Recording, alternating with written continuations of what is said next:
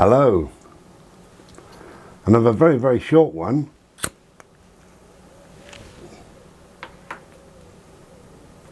Another very, very short, my thoughts. Oh, Bodie's going to bark in a minute because we've got the postman coming. So I'll turn it off and turn you back on if that happens. Mr. Oddsock says, what is the reason for money? The reason for money is to enslave people. It's a concept, isn't it? Money, obviously. Money doesn't really exist. They can just print as much as they want, but they only allow you to have a certain amount. And it's to trap people.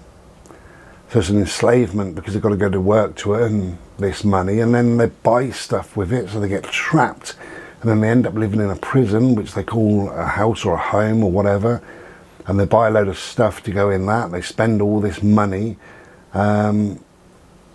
So it's entrapment. It's you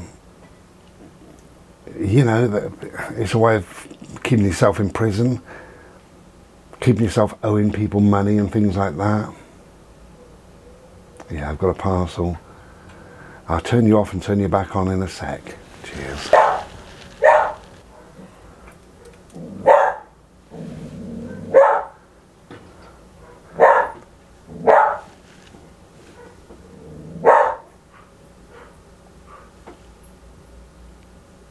Good boy, Bode.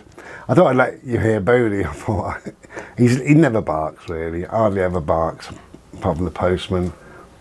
He doesn't let anybody come in the gate without informing me, day or night.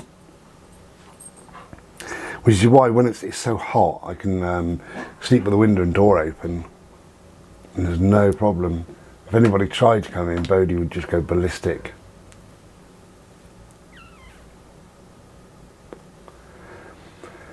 So Mr. Oddsocks asked, what did you actually ask, Mr. Oddsocks? Did you say point? The reason?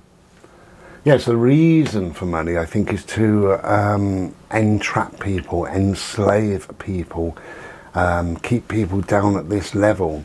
It's going to be interesting because eventually there won't be money, you know, and they've trialled it in certain areas. I got a feeling it was Sweden or Switzerland, somewhere there, and also in a town here. They trialled it a little while ago, a system, I believe they called it the Mondex system or something like that. But I think you won't have money, you'll have credits or something like that. And how it works, there is a video, I must have a look at the video, I love the video. There was a guy who makes either drums or guitars, I've seen this years ago.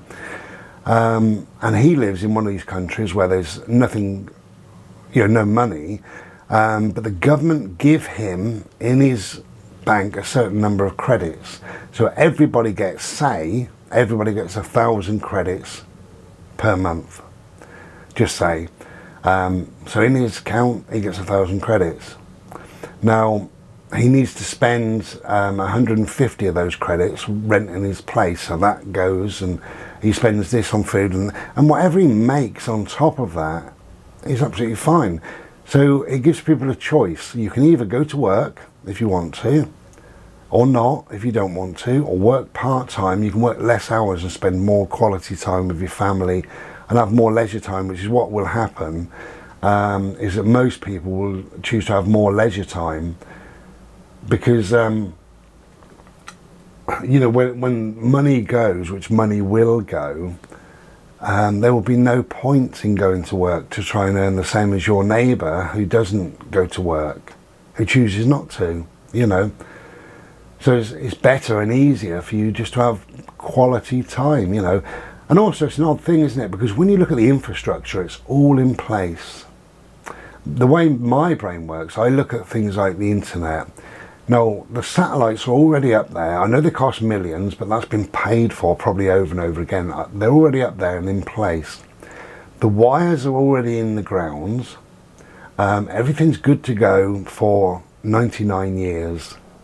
They reckon it probably lasts 500 years, but for 99 years, everything's in place. Everything's been bought and paid for over and over and over again.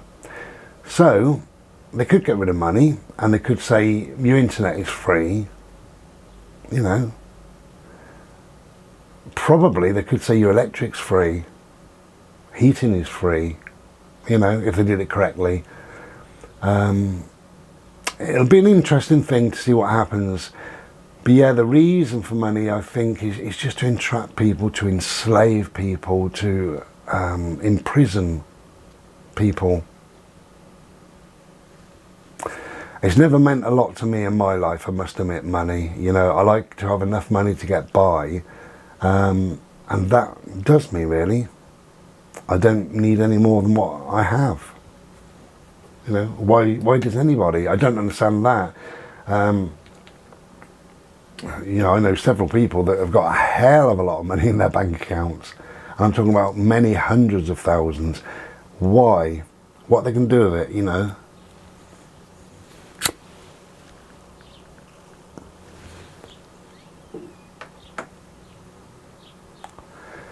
And a guy I worked with a few years back, he dropped a piece of paper as he was going out the door, and I called him back. He didn't hear me, and I picked it up, turned it over, and it was his bank statement. You know, I just looked at it briefly, and he had £612,000 in one account, and he's got 4 accounts. He told me. Anyway, I handed this to him, and I said, Graham, I said, you dropped that, mate. You know, so he picked it up and he said, oh, thanks. You know, he said, well, did you look at it? And I said, I did. You know, I glanced at it, make sure it was yours. You know, and we spoke about money, not that day, I think it was a day or two later, and he said it's probably daft, you know, single man, no kids, and no family, and what had happened was his mum and dad had died, left in the house, then his sister had died, left in the house, then his auntie had died and left in the house, and he's got all this money, still goes to work, no wife, no girlfriend, boyfriend, no nothing, no children, and he will die a very, very rich man, and the government will say, thank you. So I don't understand it. Do some good with the money, yeah, I understand that, definitely. I know somebody else who had quite a large windfall, and he went to a certain country and he built a school, and he built some school houses to house the teachers, and left them with a lot of money to run the school for the next 30 years. That is doing some good, isn't it? You know. Anyway, so Mr. Oddsocks, I don't know. I'm not interested in money, not really. Enough to get by, and then we don't need to worry. Take care and be well. Cheers. Ta-ra then. Be well.